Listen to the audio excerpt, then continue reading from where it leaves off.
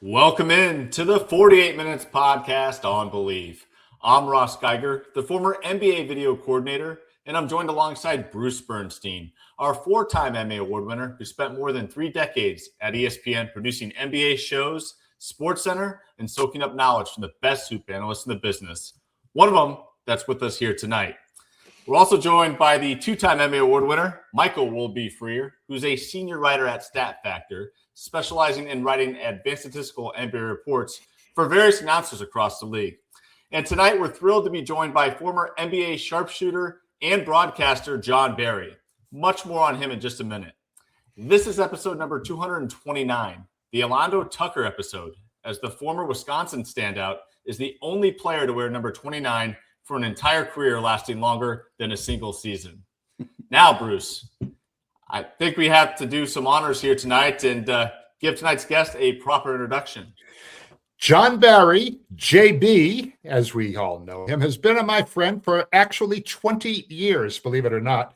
We first met at All-Star Weekend in Houston in 2006. JB was in the final season of his 14-year career, and legendary producer Eddie Fabishoff called me and said, hey, when you're in Houston, you should go talk to JB. You know, he's considering a broadcast career, and he'd probably be somebody good for ESPN studio shows.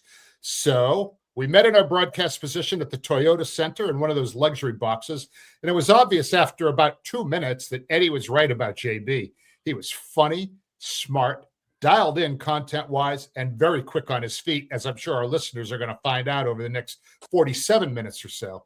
So I told the powers that be in Bristol, which are now the powers that were, that we should bring him in for an audition, put him on the show as a guest analyst, and they quickly saw what I saw. And he went on to a great run doing games, doing studio, TV, radio, every other platform on ESPN. And we spent more than 10 years working together, and I never had a bad day working with this guy. It was unbelievable, as Michael Freer might say. He was truly one of the people Ross was referring to in his intro when he said I was fortunate to soak up knowledge from the best hoop minds in the business. So now those of you in our audience are going to have that same experience. So welcome, JB. Well, quite an esteemed company here, Emmy winners and Double B, the guy that really gave me my start. You were my number one guy at ESPN, first guy I remember meeting, and I appreciate all you did. And we had some fun over the 10 years that I was there with you, and I wound up doing 14. But thank you again, and it was a fun little ride. Before we started recording, I was telling these guys about the night we went to the all-you-can-eat sushi place in West Hartford, and I mean, we both did damage. You did more damage than I, and it was kind of astonishing how cheap it was. Well, just fancy that Hartford sushi, all you can eat. You know what you're going to get, and we got it. And we did get it. All right, Ross is going to get things started here. So, Ross, take it away when you're ready. Yeah, Jon, thanks for joining us here on the 48 Minutes podcast here tonight. As Bruce alluded to, you played 14 seasons in the NBA, and you were fortunate enough to help 6 teams make the playoffs in 9 of those 14 years. So pretty impressive record there of making the playoffs and being part of some competitive teams. So my question to you is this: since this year's season is nearing the final stretch, I'm curious to get your thoughts with your experience on, you know, when teams ideally need to start having consistency with the rotations and go on a little bit of a run to kind of pick up the much needed steam and rhythm entering the playoffs. Yeah, you know, I don't think there's a real blueprint of, do we need to be playing our best towards the end of the season? Can you limp into the playoffs and have guys rest? I've been a part of both of those, you know, where we have rested our best players and maybe limped into the playoffs and been on hot teams, you know, winning 10, 12 in a row. So there's really no correlation. Honestly, like that last regular season game, there's a different mode that clicks. As soon as that game is over that night, you know you're coming in tomorrow to prepare for whoever you have, and you're going to know everything about them, what they eat, where they sleep, who they sleep with, the whole 9 yards.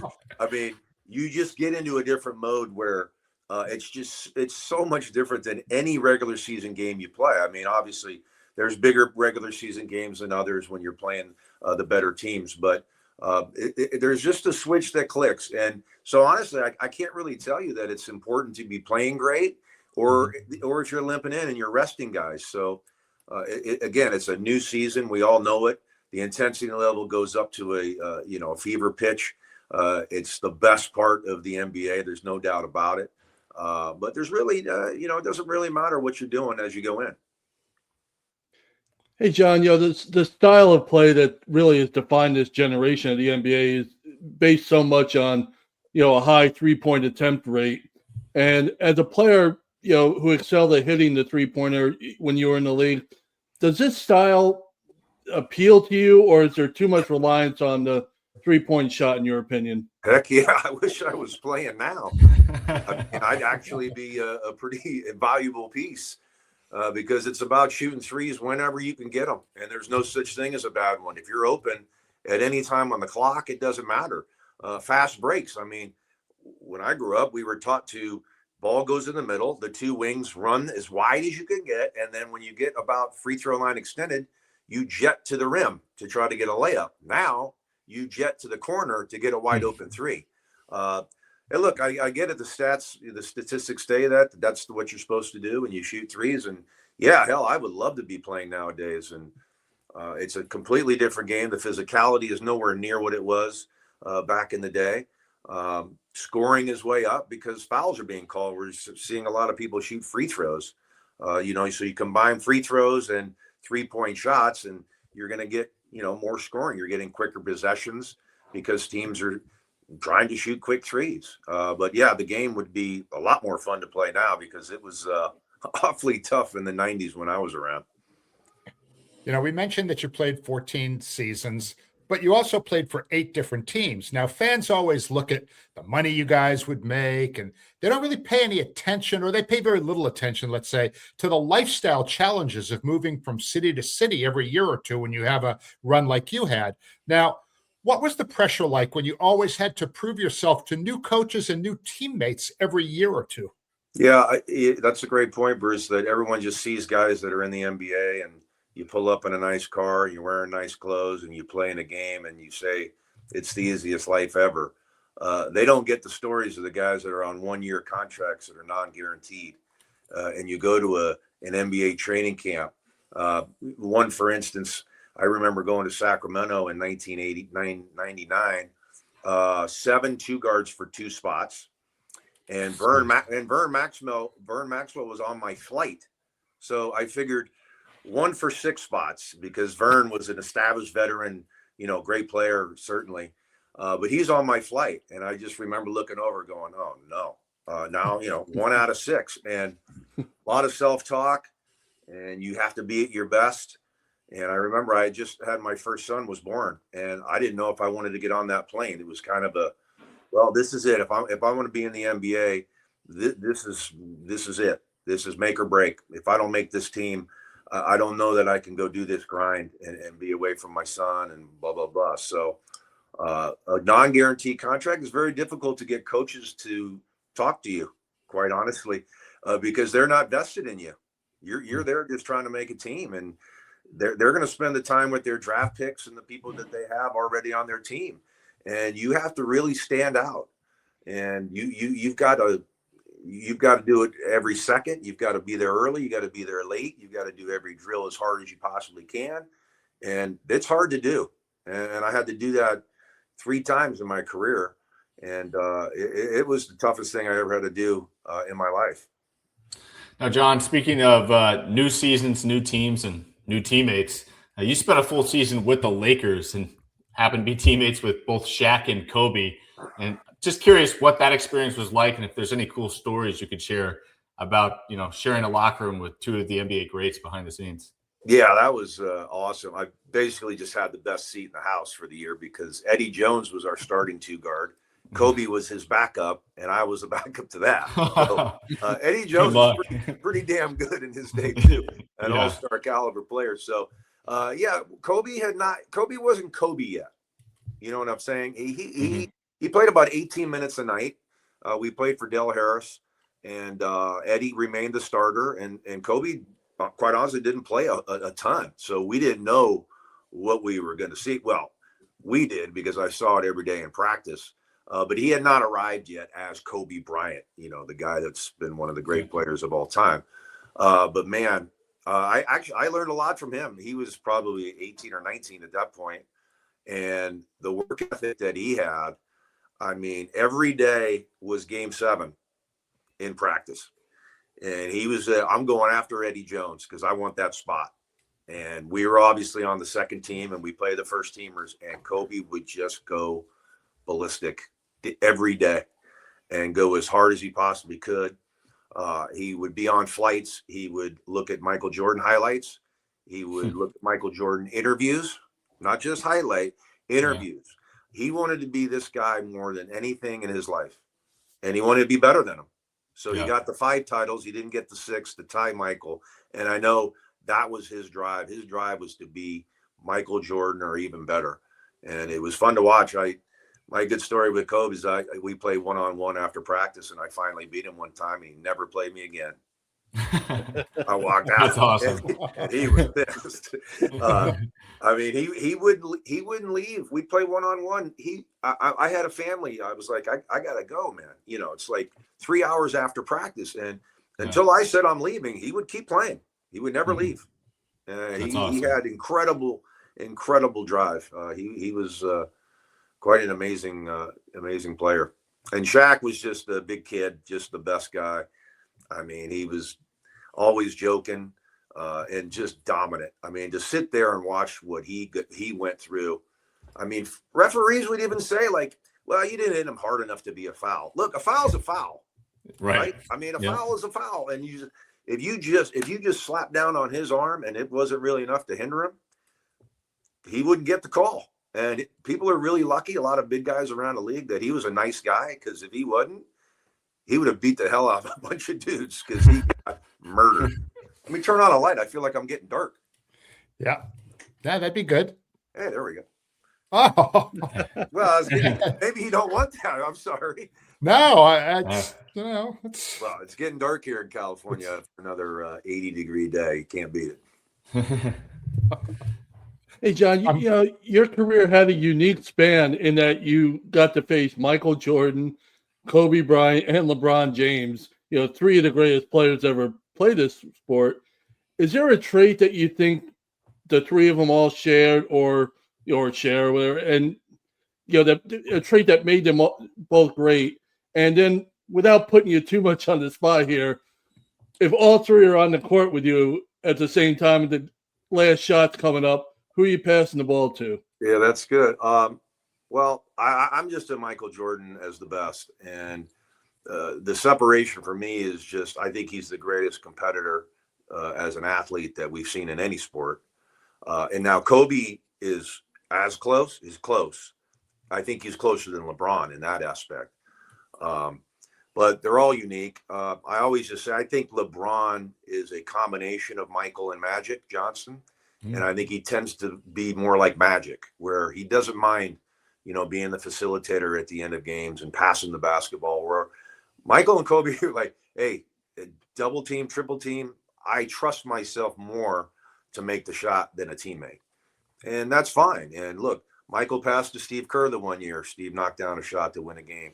You know, Paxson hit another one in Chicago. I know Horace Grant passed it to him. Michael didn't, but he learned that he did need to use his teammates as time went on, as Phil Jackson taught him.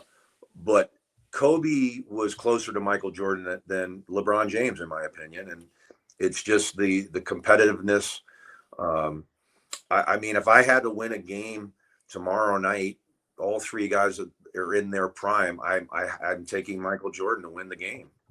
He makes up stuff in his mind to get himself motivated. I remember him saying something to me when he came back with Washington. He's like, yeah, I read what you said, or so. You know, I think it was some Sports Illustrated story or something. And I think I maybe said something about the fear factor might not be the same now that he's 40 years old. And he acts like he was real pissed. But that's what he did. Like, he would do. And then after the game, he kept kind of digging me and hitting me and talking a little smack. And then after the game, he's like, I know, JB, you were just, you know, I know you didn't say anything. But that's what he would motivate himself. Yeah. I mean, one great story with Michael, if you guys want to know. Oh, absolutely. Well, Chris Webber told me they were playing the Bullets at the time. This is still the Washington Bullets. And he peeked his head. I don't remember what game it was, but they were at Washington, and he peeked his head in the locker room of Washington's locker room on his way into his. And he said, LeBradford Smith. You remember LeBradford Smith from Louisville? Phenomenal college player. His pro career probably didn't go quite like he wanted, but great athlete player. Anyway, so Michael pops his head in and he goes, LeBradford, you're getting 40 in the first half. And that was it. And Chris Webber told me, he goes, we all look at LeBradford like, what the hell did you say, man? And he goes, man, I didn't say anything. I swear, he's like, I didn't say anything. So Michael gets 39 in the first half. Oh, man. And he was not happy. But he got 39 on in the first half. And I don't think LeBradford Smith said anything. But that's the kind of stuff he would do just to motivate himself. I mean, he was incredible. I just wish the younger kids, I mean, they all know Michael Jordan, obviously, but go back and watch the way the game was played and how the beating he took, from the Pacers, the Pistons, the Knicks. He went in the paint, and the rule was knock him on his butt. Mm-hmm. And he never whined or complained. He said, I got to get in the weight room. And it took him till 1991 to win a title. What he started in 84, so 6-7 years, he couldn't win. And he said, I'm going to get in the weight room. I'm going to get stronger, and I'll do what it takes. And I think he got over the hump, we could say, pretty well. And LeBradford Smith never got over that, I don't think, either.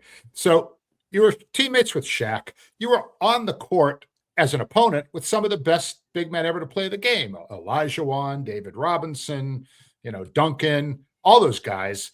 And you've also covered the sport and you've seen it all over the last, say, 35 years of pro basketball. So Nikola Jokic, where do you think that guy ranks among the all-time best centers in the game's history?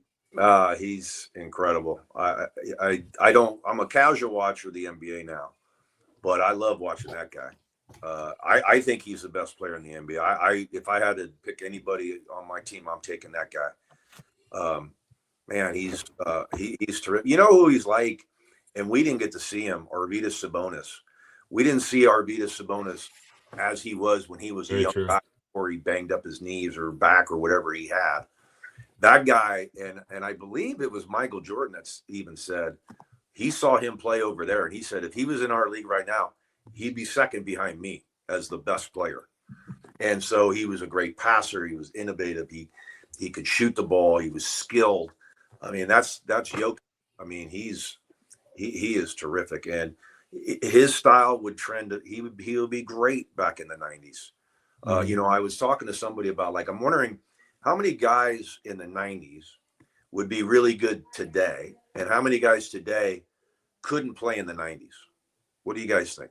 Do you think there's more guys in the 90s that would be more successful now, or guys now that would really struggle to play the way the game was played in the 90s? More guys in the 90s could play now, for sure. I think so, because I agree. The physicality, like, look, Steph Curry is one of my favorite guys too, and I love watching Steph. But imagine you put Derek Harper, you put Scottie Pippen, you put Robertson, what was Alvin Robertson? Alvin Robertson. Now, and you allow the physicality.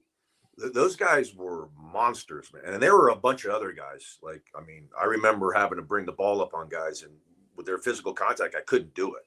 Ron Harper. Harp was great too. Before Harp got hurt, he was amazing. But imagine them being able to have the contact and put in hand check and do all those things. I don't know that Steph Curry will be doing the things we see now.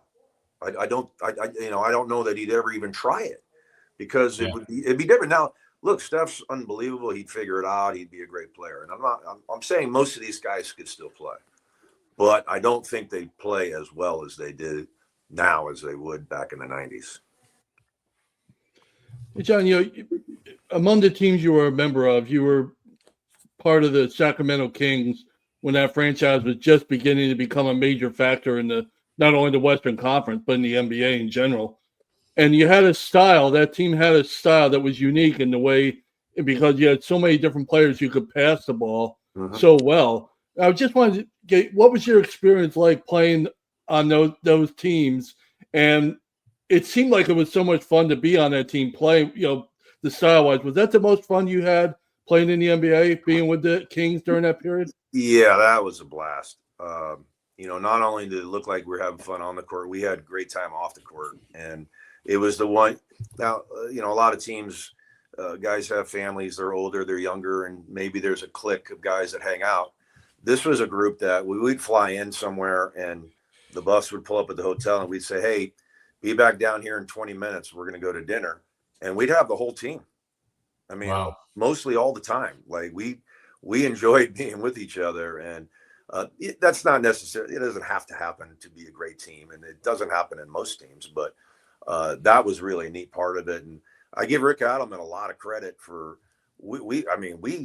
They were awful before we got there, and all of a sudden it was Vern Maxwell and myself come in, and Peja Stojakovic comes in, Jason Williams comes in, Vlade Divac comes in, Chris Webber comes in. I mean, major overhaul. And so we don't know we have no idea what this is going to look like. But, Rick kind of just saw us in training camp and just kind of took the reins off and just said, play basketball. I mean, very few play calls. And he just knew that we had such smart, cerebral players, with Vlade and Chris, superb passing big men.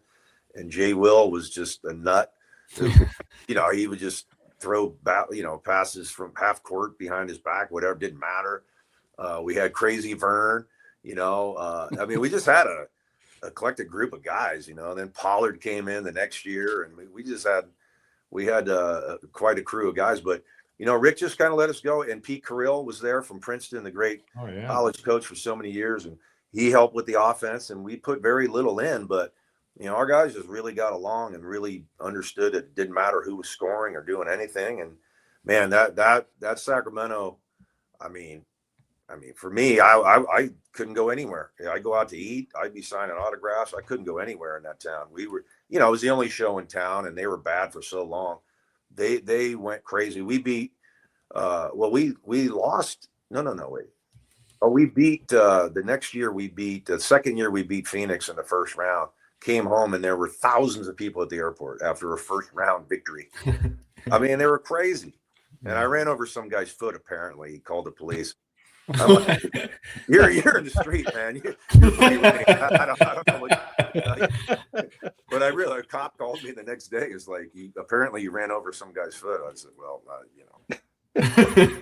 sorry. But it was great town, and it was fun to be a part of that turnaround. And then, unfortunately, I got traded out of there right before that great 7-game series with the Lakers when Ori hit the shot, and then they lost 7. And I remember watching Game 7, and I was back in Atlanta, and I was just sick to my stomach because I wanted to be in that game so bad. I really love those guys. I love the city and all that. And so I was pulling for my guys to win, but it didn't happen, obviously. When that cop called you, I'm surprised you didn't say, dude, that was a block, not a charge. No, anyway, go ahead. Yeah, well, that was I could tell what was going on there. Indiana was already in the other side on the East. I don't know that Sacramento, Indiana was what the NBA would put in the oven to get going for the NBA final.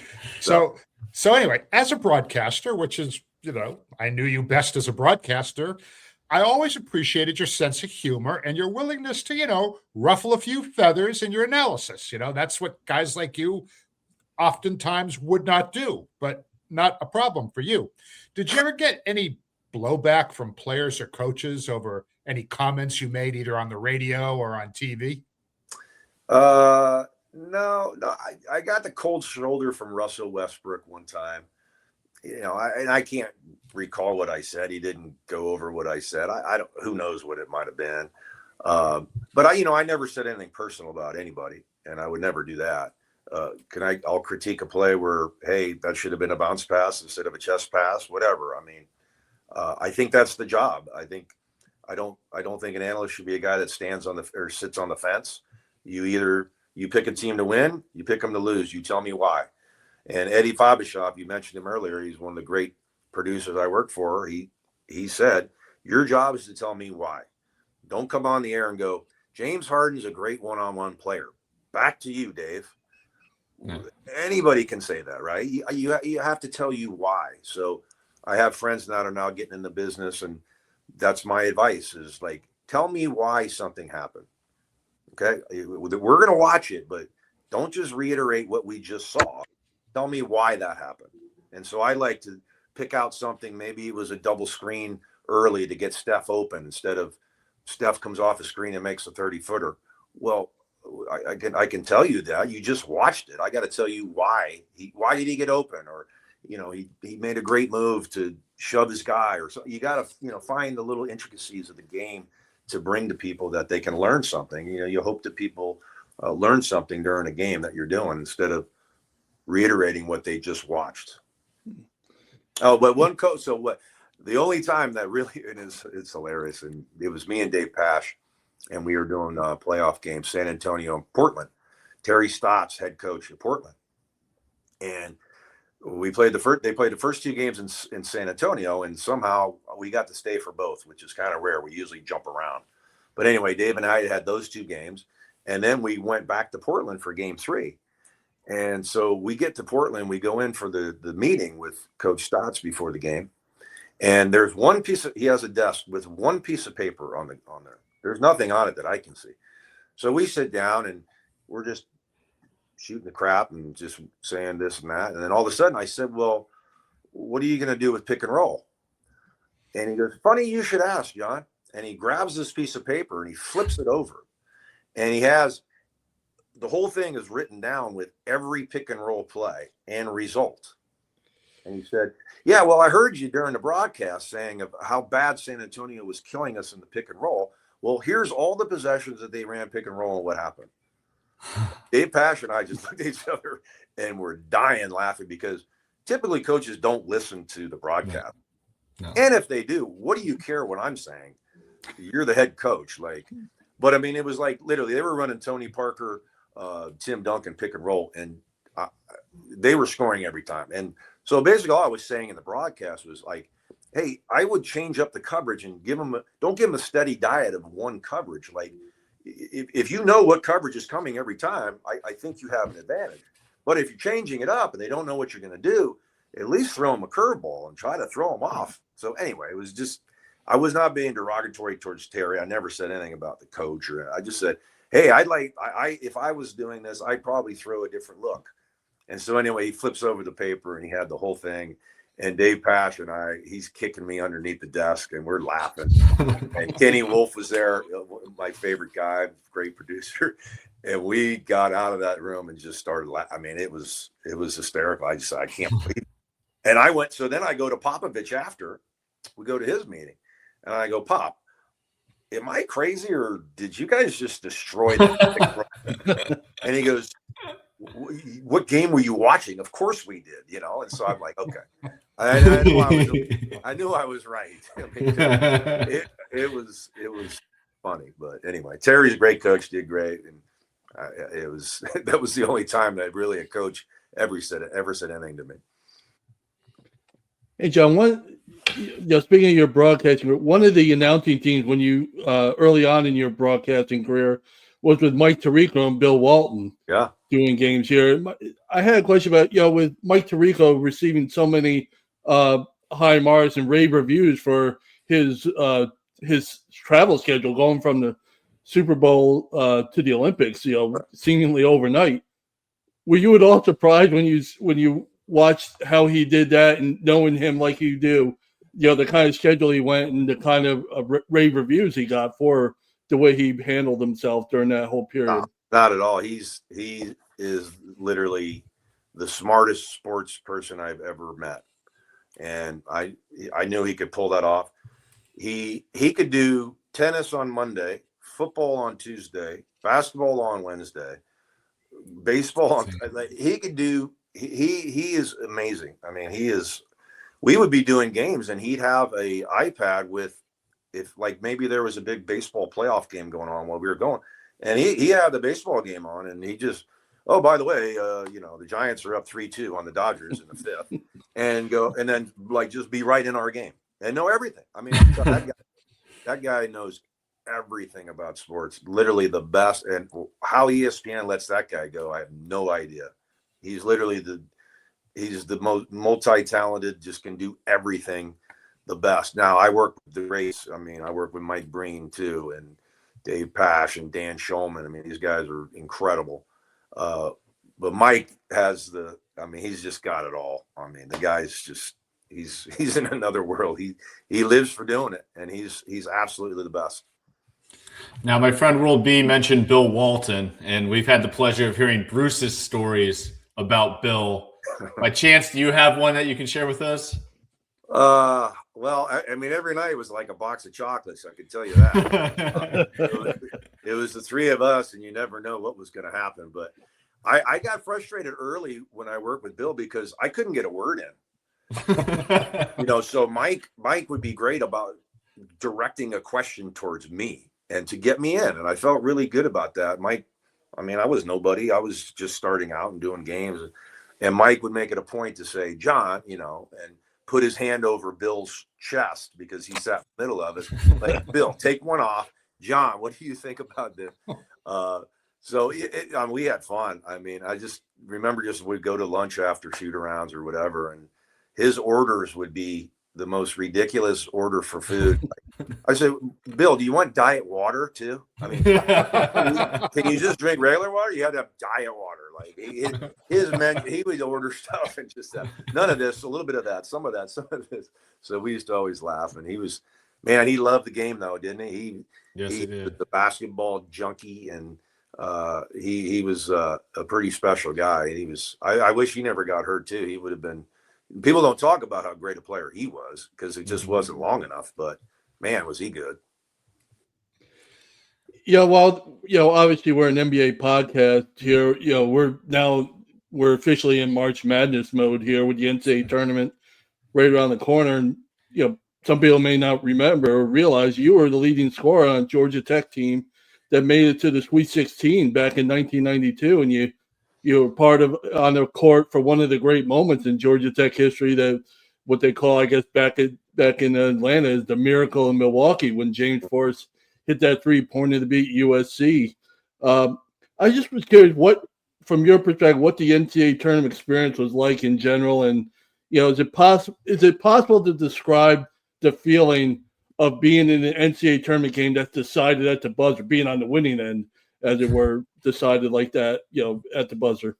Yeah, NCAA tournament. I would have gone to Kentucky had they been eligible for the 2 years that I would have gone there. They were ineligible. It would have been for my junior year. Now, if I went, I would have been in that Kentucky Duke game in '92, which may be the greatest game ever. But they were ineligible the year before. And I wanted to play in the NCAA tournament. I saw my brother win an NCAA championship in 1988 with Danny Manning in Kansas, and went to the Final Four in 1986 as well that they were in. And I wanted to be in the tournament more than anything. So I basically didn't go to Kentucky because of that, because I only had 2 years left, and I wanted 2 years in the NCAA tournament because it is just it's so awesome. I mean, just have your people in the stands, you're on the road, and you're hanging out in the hotel, and you've got all the alumni, and you win, and you come in, and they're cheering. I mean, it's phenomenal. And then, that game, I mean, we were so lucky. James Forrest's only 3-point shot he makes all season long, and it's with 1.8 on the clock. We beat Harold Miner, who was an unbelievable college player in USC. And then, unfortunately, we go to the next game, and I finally watched it. I hadn't watched that game until maybe a year ago. That was my last college game, and I had 19 at the half, and I stunk in the second half. I only had 10, and we lost the game. We were up 4 with 43 seconds to go, and we lost the game to Memphis, Penny Hardaway. And I never watched the game because I'll lay in bed at nights, and honest to God, I will think about what could have been. Like if one play would have happened in that game, we would have had one more game, and we'd have played Cincinnati with Nick Van Exel to go to the Final Four.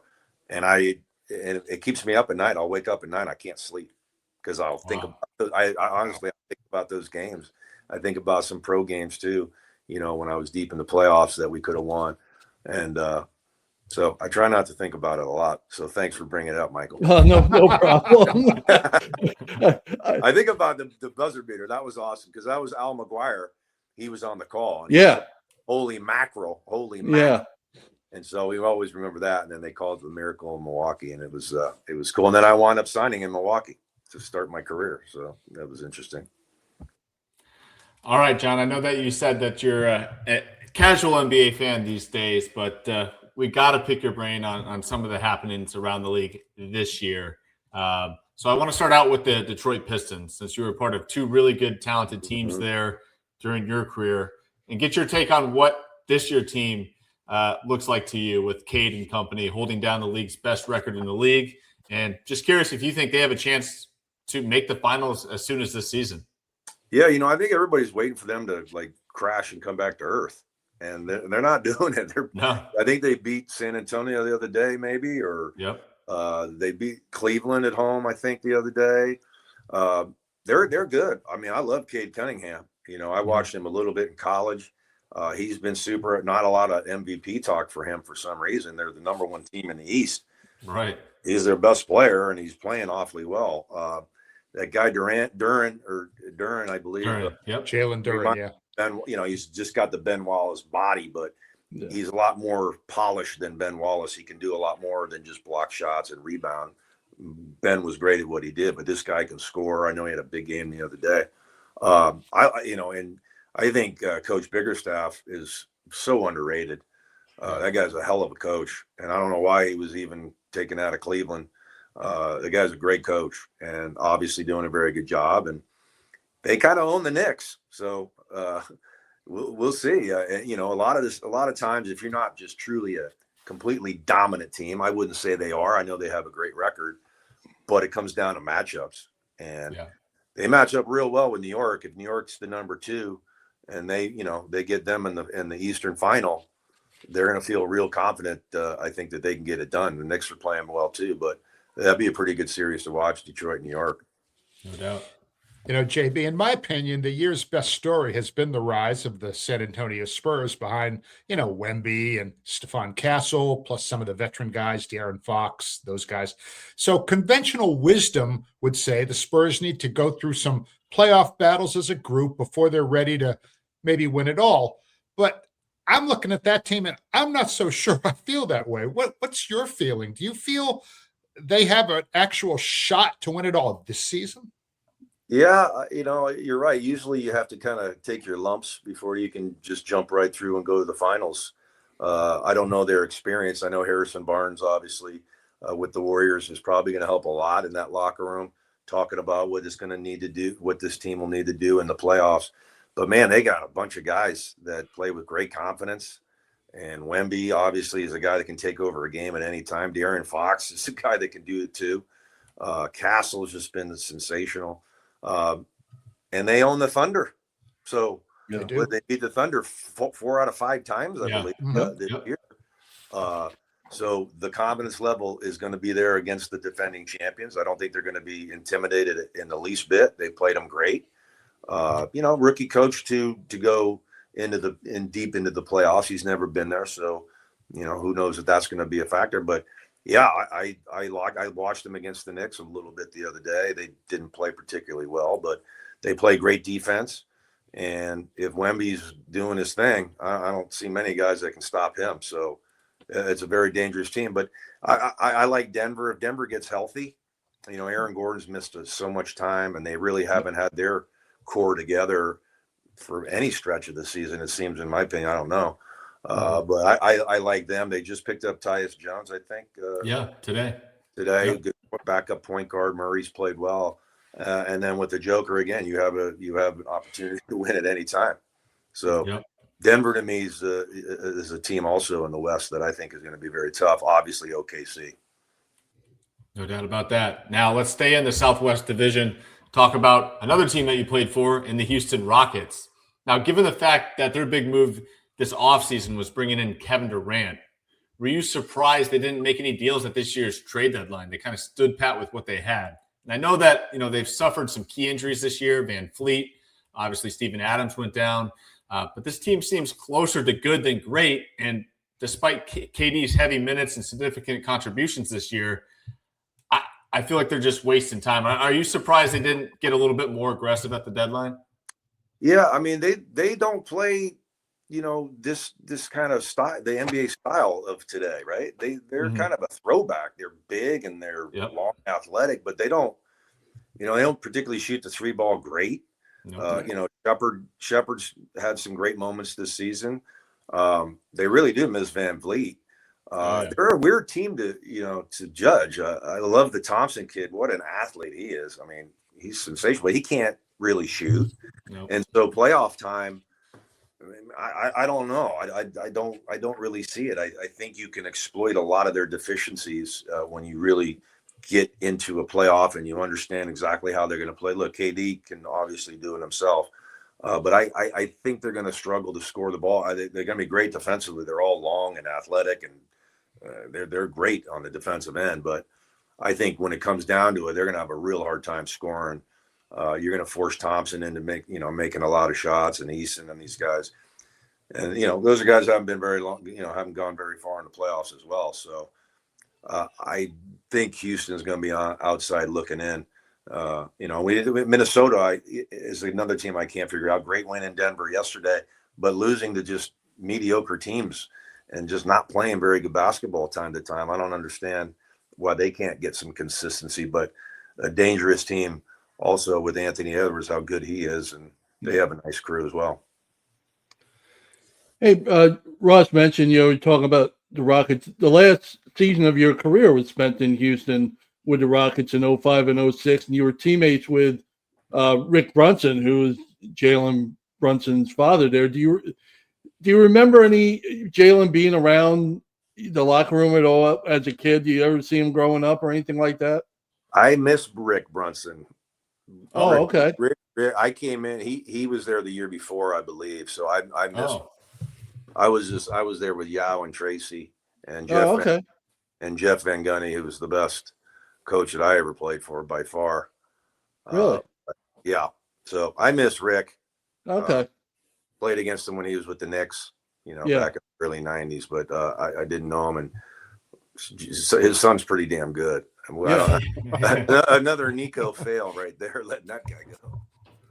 Hey, I'll stick with the Knicks team here for a second here, because New York made a really somewhat controversial move at the end of last season after they made the finals, East Finals, and getting rid of Tom Thibodeau and bringing in Mike Brown. And I'm just curious if what your thoughts were when they made that decision to go, get rid of such a successful coach like Thibodeau. And does that put the Knicks in a have to reach the NBA Finals or it's a lost season kind of mode? I think there's just time when coaches have to go. I mean, look at John Harbaugh with the Ravens this year. He lost Lamar Jackson. Like, you're not winning if you're the Ravens. I'm sorry, right, with Huntley at your quarterback. So I think there's just time, and we know Tibbs likes to play his guys a lot of minutes, and who knows what goes on. We have no idea what goes on in the back. Who knows if Brunson or Bridges or Hart or any of these guys went up to James Dolan or whoever their GM is and says, hey, we might want to move. Who knows? It could be one thing like that. I don't know. I'm not saying that happened. But I think, it just kind of felt like maybe it was time and just a new voice. And, Mike Brown's had great success, been around championship teams in San Antonio and Golden State, and he's had some success in the league. He's coached LeBron James. And, I think that's as simple as it was. I don't think it was an indictment of Tom Thibodeau. It was just, I think it's time for a new voice for this Knicks team. And I think they feel like if they don't get to the finals, that it's absolutely a fallen year. They need to get there, and they feel like they have enough to do it. Since I'm contractually obligated to ask at least one Celtics question in every show that we do, I wanted to bring up Jayson Tatum and the possibility that he'll rejoin the Celtics sometime in March, sometime this month. And being on the court, for the Celtics in the postseason. Now, Jaylen Brown, as we know, has raised his game to near MVP level performance. So the question is this: will Tatum have to adjust to Brown, or will Brown have to adjust to Tatum? I would bet that Jayson Tatum would come back and say, "I'll be 1A. You can be number 1, and I'll be 1A." I don't think he'd have a problem with that. I don't think he's going to be capable of being the Jayson Tatum that we've watched over the years. I would not assume, but maybe he is, and I don't think either of them would care. If he can be as good as he was, great, and I'm sure Jaylen Brown is hoping that. Jaylen Brown is not worried about saying, "Hey, this is my team this year, and I'm going to lead us to a championship." If Jayson Tatum come back and help them, and they can win, I'm sure he's all for it, and so is every other Celtic. We'll see what happens. Again, we don't know. I know he's practicing and he's, milling around and lingering, and we'll see what happens. But at the same time, you know what? If he's not great, that could be a real hindrance to this Celtic team. Do you want him out there if he's not going to be, if he's not going to help your team? I remember I did the Hawks in a playoff series with Trae Young was in and out of the lineup, and he came back and he was awful, and it killed their team. It really did, and look, I appreciate you trying, and you want to be out there with your guys. I get it. But if you're not helping our team, regardless of who you are, maybe it's best not to even try. Now, before we let you go, John, we want to play one of our favorite games with special guests here on the show, and that is called Word Association. So we're going to give you a word, or in this case, a lot of players. If you give us one word to describe that player and why, we'd appreciate it. So I'll start us off here. Yao Ming.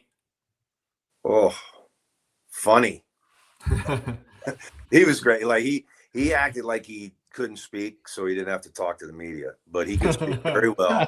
Very funny, very skilled, and man, he was awesome. He was great. Big dude. God, he's big. Yeah. I remember standing next to him during All-Star practice one year, when you're on the court the day before the game. I just could not believe how massive he was. Big guy. And, okay, LeBron James. Longevity, I guess I mean, what, 23 years he's played now? Yeah. Yep. And I'd love to know how to be this. To be this for 23 years is pretty remarkable. Maybe we see it again, but I give him credit too for he's never been in trouble. Mm-hmm. Like you're the chosen one. You're the first guy that I remember being on television as a high school player. Like we never saw that before. He's the chosen one. He's going to do this, and I'd say he's delivered, and that's quite an accomplishment. Yeah. And he's done it in the social media era where anyone can whip out a phone and start video and anything. And guys say they love playing with him.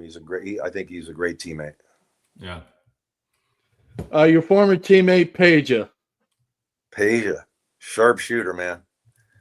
A lot of time after practice, me and him shooting. I saw him make 57 threes in a row or something like that from different spots. Guy could flat out shoot. I know his son's doing pretty good at Illinois. I don't know if he's a pro, but he's a good player. And Peja was a great shooter. And Peja let us all know, I will never dive on the floor, everybody, just to let you know. And he never did. At least he was honest. He said, I'll never do it. So I made up for him because I was on the floor all the time. This guy, Dikembe Mutombo. Yeah, I miss Dikembe. He was humanitarian. He did so much good for his home country. I played on him in Atlanta and Houston, and I lived in Atlanta with him, so I knew him quite well. And he was a good man. And I know a lot of players that played against him probably wouldn't say the same thing because he had the flying elbows. He never meant to hurt anybody. I can assure you.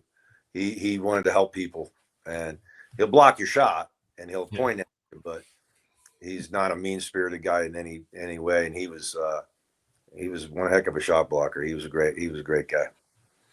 All right, John, last one's a little bit of a curveball, but I used to work for the Bucks as a video coordinator, and you played for the Bucks. So we have one thing in common here, and that is the old Bucks practice facility in St. Francis, Wisconsin. The Cousins Center? The Cousins Center, yes. Can you describe that? Oh God. I don't think today's NBA players would go in there. They would say, we're not practicing here. I'm sorry. Crap hole. I'm not going in here.